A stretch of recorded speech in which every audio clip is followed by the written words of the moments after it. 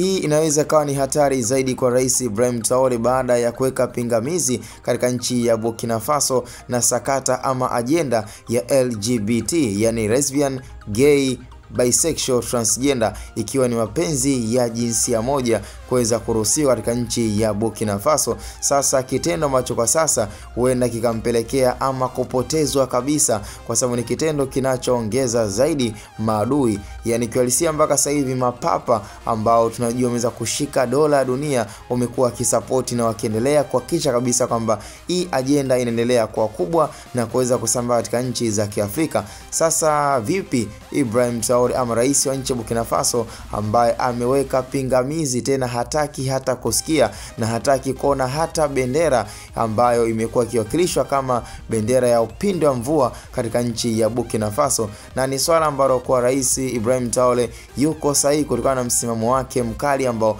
ameweka bayana kwamba haijalishi ni kwamba kweli maadui wataendelea kuwepo, na hata kwa moja wa balozi wa maaskofu na makatoliki kwa ujumla, na hata kwa wote makadinali, na hata kwa wote wanaohusika na uongozi mzima wa kuweza kuruhusu hili swala ama ajenda ya ushoga ambayo inaenda kwa jina la LGBT, yani lesbian, gay,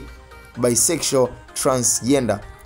Kiuhalisia nafikiri maamuzi ama msimamo waliweza kufanya rais wetu, rais wa Afrika huwa anapenda kumuita international president Ibrahim Traore, yani wenda kiuhalisia, yani mpaka sasa hivi tunaona kabisa hatuelewi, na sidhani kama mwamba anaweza akavuka ndani ya miaka 5, kwa sababu kiuhalisia kama endapo mapapa wakaweka akili ama utofauti mwingine wa kuona kwamba mwamba anakwamisha mambo yao, sidhani kama wanaweza akamwacha salama, kwa sababu tunajua kabisa kwamba watu hawa wamekuwa wakiongozwa pia